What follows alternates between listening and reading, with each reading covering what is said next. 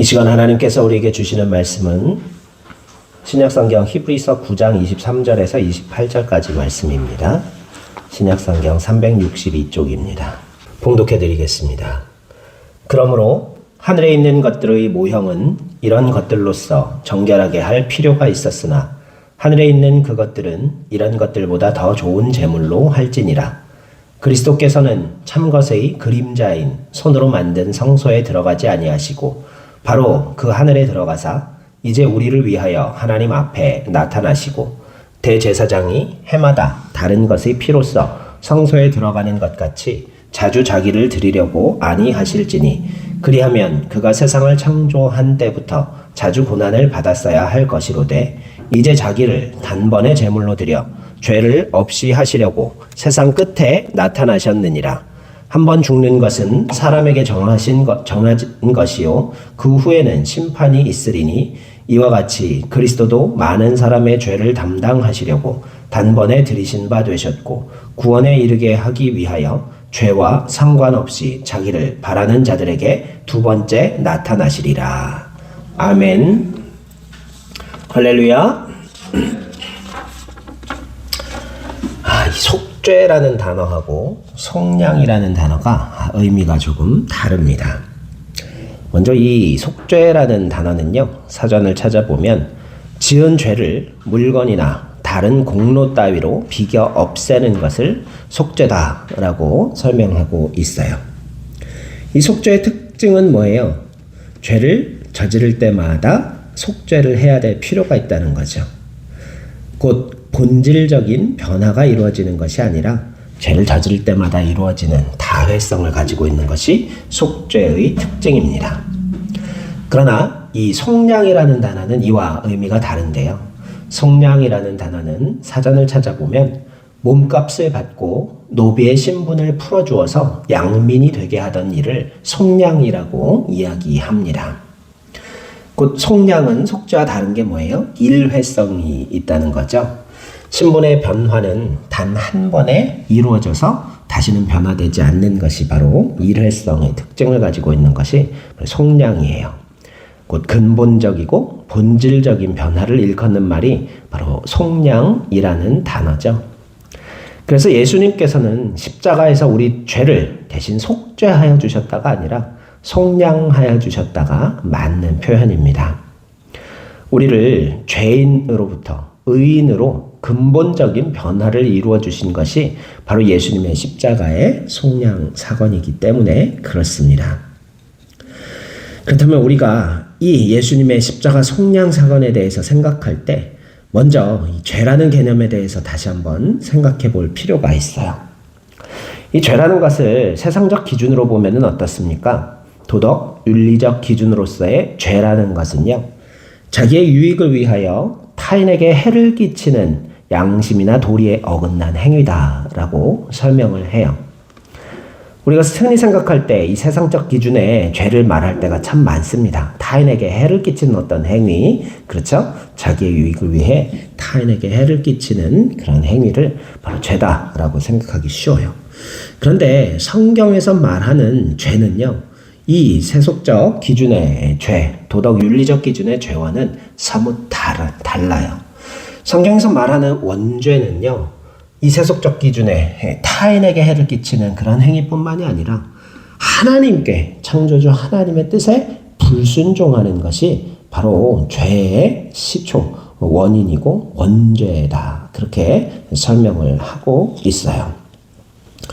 그런데 이 죄의 싹, 이 원죄, 하나님의 뜻에 불순종하는 죄의 싹의 결과는, 죄의 결과는 죽음뿐이다 라고 성경은 설명하고 있습니다.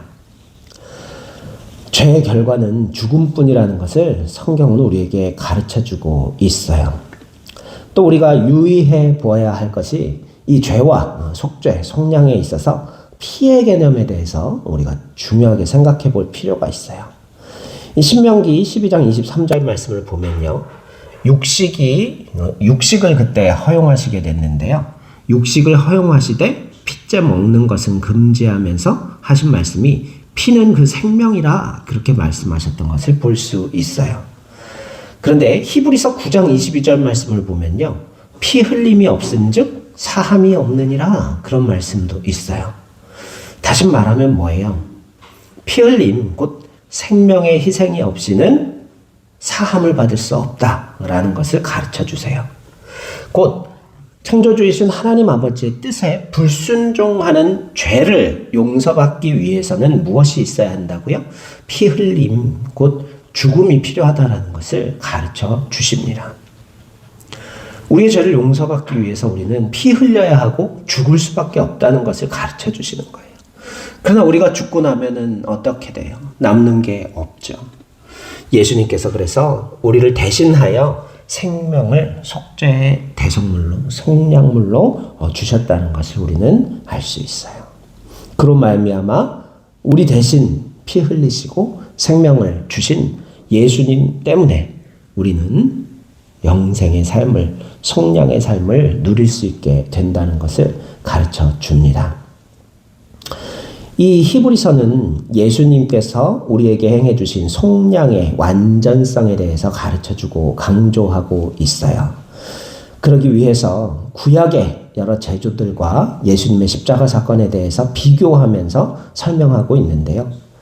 오늘날 예수님의 십자가 보혈의 은혜를 누리는 우리를 거룩함을 얻은 자다라고 설명하고 또 온전하게 된 자다라고 설명하고 있어요. 그런데 우리는 이 표현 때문에 종종 오해하는 경우가 많이 있습니다. 우리가 온전하다라는 것은요, 이제 죄를 지어도 더 이상 그것이 죄가 되지 않는다는 뜻이 아니라는 거예요. 예수님의 속량이 완전한 것이지 우리가 완전해진 것은 아니기 때문임을 다시 한번 깨달으면서 우리는 그 속량의 은혜 앞에서 죄를 범하지 않기 위하여 끊임없이 노력하는 성화의 과정이 필요하다는 것을 우리는 늘 기억하며 살 수 있어야 합니다. 그렇다면 우리가 예수님의 이 완전하신 속량의 은혜, 보혈의 공로를 힘입고 살아간다는 것은 무엇을 뜻할까요? 바로 그것은 성찬을 통해서 알 수 있습니다. 성찬은 예수님의 살과 피를 먹고 마시는 행위다라고 예수님께서 그렇게 성례를 집례하시면서 우리에게 가르쳐 주셨죠. 이것은 너희를 위하여서 십자가에서 찢는 나의 살이니라. 이것을 먹고 마시라. 그리고 이것을 먹고 마실 때마다 나를 기억하라, 기념하라 그러셨죠. 피 역시 마찬가지죠. 너의 죄를 사하여 주기 위하여 십자가에서 내가 대신 흘리는 나의 피니라. 이 피를 마실 때마다 너희가 그 은혜를 기억하라고, 기념하라 그렇게 말씀하셨어요. 우리가 무언가를 입으로 먹는다는 것은요, 생명의 에너지를 얻는다는 것을 뜻하죠. 요즘 아이들 배고파 본 적이 많지 않아요. 배고픈 게 뭔지 잘 몰라요. 그렇죠. 알죠. 한 끼 정도는 굶어본 적이 있을 거예요. 한 끼만 안 먹어도 배에서 꼬르륵 소리. 근데 엄마가 먹고 싶은 거 안 시켜줘서 안 먹어요. 한 끼 그래서 굶어요. 야, 시켜 먹는 거 너무 비싸니까 집에 있는 거 먹어라. 안 먹어. 그래서 이제 안 먹어요. 그러고 나면 시간이 조금씩 지나다 보면 배가 고파요. 근데 다행히 집에는 여기저기 뒤지면 먹을 게 뭔가 나와요. 그렇죠. 냉장고만 열어도 우유가 항상 떨어지지 않고요. 그리고 싱크대 서랍을 열면 과자 부스러기가 항상 있어요. 그거라도 먹으면 허기가 금방 사라져버리죠. 정말 배고플 때는요, 요 알사탕 하나만 빨아먹어도 허기가 싹 사라져요. 배 아프고 막 쓰리고 아프던 배가 알사탕 하나만 빨아먹어도 싹 없어지는 걸 느낄 수 있어요. 제가 삼일금식 처음 해보고서 두유 먹었을 때 이거는 진짜 영화에서 보던 것 같은 느낌이었어요. 입에서 꿀꺽 삼키는 순간 온몸에 혈관을 타고오르는 두유가 느껴질 정도로 진짜로 막 그게 눈에 보일 듯이 느껴지더라고요. 딱 꿀꺽 삼키는 순간 진짜 팔다리에 이게 시원한 느낌이 확 생기면서 이게 막 발발할 떨리고 막 손가락이 이렇게 하면 끼기끼기 소리가 나고 막 그랬거든요. 3.19 그때는 이제 금식하면서 요령이 없어갖고 막 집회 참석해갖고 박수 치고 막 첫날 막 찬물로 씻고 막 이빨 닦고 막 그러고 친구랑 자고 막 그러다가 둘째 날 되니까 저녁에 친구는 포기했어요. 너무 못 살겠다고, 배가 고프고 너무 힘들어서 못 살겠다고 둘째 날 포기하고 저는 이제 마지막 날까지 다 했는데요. 그렇게 막 기운이 없고 막 관절이 막 다 아파요. 마지막 날 새벽에 너무 막 아프고 막 그러다가 그 두유 한 모금을 마셨을 때 관절 통증이 싹 사라지면서 온몸에 손가락까지 기운이 확 생기던 그 느낌이 아직도 나요. 사람은 먹어야 살아요. 몸을 가지고 있기 때문에 그래요. 우리가 입으로 무엇인가를 먹는다는 것, 생명의 에너지를 그것으로부터 얻는다는 것을 뜻해요. 예수님의 살과 피를 먹고 마신다는 것은요, 무엇을 의미합니까? 또 예수님은 귀한 질문을 우리에게 주시죠. 몸을 위하여 무엇을 먹을까? 무엇을 입을까? 근심하지 말라 그러셨죠. 그리고 먼저 하나님 나라와 의를 구하라 그렇게 말씀하셨어요. 예수님의 살과 예수님의 피를 우리가 먹었다는 것은요, 이제는 그것이 우리의 삶의 에너지가 된다는 것을 뜻하는 거예요. 우리 삶의 본질과 의미와 목적 자체가 이제 이전과 완전히 바뀌었다, 변화되었다. 이것이 바로 신분의 변화가 이루어졌다, 본질적 의미다라는 것을 가르쳐주고 있습니다. 여러분, 요즘 젊은이들에게 삶의 의미에 대해서 물어볼 때 제대로 대답할 수 있는, 감동을 느낄 만한 대답을 하는 젊은이들이 거의 없다고 봐요. 왜? 그들도 아까 전도사님 기도하셨듯이 혼란스러워요. 어떻게 살아야 할까? 어떻게 사는 것이 올바로 사는 삶일까? 세상은 점점 희망이 없다고 얘기하고 말세가 가까웠다라고 얘기하고 나라의 환경도 점점 어려워져만 가고 있다고 하는데 우리는 무엇에 소망을 두어야 할까? 무엇을 목표로 삼아야 할까? 우리의 미래는 어디에서 빛을 찾을 수 있을까? 그런 의문 속에서 점점 목적의식을 잃어가는 것이 요즘의 삶이 젊은이들의 모습이라는 것을 볼 수 있습니다. 그러나 우리는요, 그리스도인으로서 답을 해줄 수 있어야 돼요. 그리스도인은요, 편안하게 잘 살기 위해서 사는 사람들이 아니라 올바르게 하나님의 뜻에 합당하게 살기 위한 삶을 사는 사람들이 바로 우리 그리스도인들이어야 하기 때문에 그래요. 이제 우리가 세상의 떡으로만, 세상의 빵으로만 먹고 에너지를 얻고 그것이 목적이 되어 정말로 살기 위해 먹고 먹기 위해 사는 그러한 삶이 아니라 예수 그리스도의 십자가의 살과 피를 우리가 먹고 마신 그리스도인으로서 예수님의 십자가의 대속의 의미, 속량의 의미를 날마다 되새기며 그것을 우리의 삶의 에너지와 근원으로 삼고 살아갈 수 있어야 해요. 이제는 세상의 양식을 위해서 살아갈 것이 아니라 하늘 양식, 생명의 떡이 되신 우리 구주 예수 그리스도의 가르침대로 살아가는 것이 우리의 삶의 에너지가 되어야 하고 이유가 되어야 하고 목적이 되어야 한다는 것을 다시 한번 깨달으면서 예수님의 보혈의 속량의 은혜를 누린 그리스도인으로서 이제 이전과 다른 삶의 모습을 가질 수 있기를 간절히 소망합니다. 우리 밥은요, 매일매일 3끼씩 먹어야 돼요. 그렇죠? 성찬도 마찬가지예요. 사도 바울이 그래서 그렇게 표현했어요. 나는 날마다 죽노라. 그래야 예수 그리스도의 살과 피로 다시 살 수 있으니까요. 죄에 대하여 죽고 십자가에 대하여 사는 부활과 성화의 삶을 뜻하는 거예요. 이 성화의 삶은요, 날마다 순간마다 반복되어야 하는 일이라는 것을 다시 한번 기억하면서 우리도 예수 그리스도의 십자가의 살과 피를 순간순간 새롭게 느끼면서 거기로부터 에너지와 삶의 원동력을 얻을 수 있는 은혜를 누릴 수 있기를 간절히 소망합니다. 그런데요, 죄를 이기려고 하다 보면요, 우리가 죄를 스스로의 힘으로 이길 수가 없어요. 어떻게 해야 죄를 이기는 삶을 살 수 있을까요? 여러분, 담배 안 피우려고 그러면 더 피우고 싶잖아요. 그죠? 저는 어떻게 별로 그게 중독성이 없었나 봐요. 그 막 끊었는데 피우고 싶고 그렇지는 않더라고요. 담배 폈었다니까 우리 준엽이가 그랬어 그러더라고요. 한참 지금 호기심이 있나 봐요. 네. 아버지가 피우실 때 아버지가 담배를 피우셨었는데 우리 때는 연탄 보일러 썼잖아요. 연탄재 하얗게 이렇게 쌓아놓으면은 거기 이제 다 식어버린 하얀 연탄재 위에 아버지가 버리신 꽁초가 이렇게 타고 있어. 한번 쭉 빨아보고서 캬캬캬거리고 쓰고 왜 이런 걸 피우나 몰랐었죠. 그러다 이 친구 녀석이 금연 파이프라는 걸 어디서 주워 갖고 와가지고서는 그 아버지도 담배를 피우셨구나. 네, 금연 파이프라는 게 있었어요. 이게 박하향 솜이 들어있는 플라스틱이 이렇게 그렇게 생긴 건데, 쭉 빨면 이제 박하향이 확 들어와요. 근데, 그럼 박하향 훅 들어와서 훅 뱉는 게 아니라, 이거를 이제 코로도 뿜어보고, 그리고 목으로도 삼켜보고, 또 들이마셔도 보고 그런 거예요. 그래서, 혹시 담배도 이렇게 피우는 게 아닌가? 그리고 금연 파이프를 통해서 이 자식이 담배 피우는 법을 배웠어요. 그래서 저한테 그걸 얘기해 주는 거예요.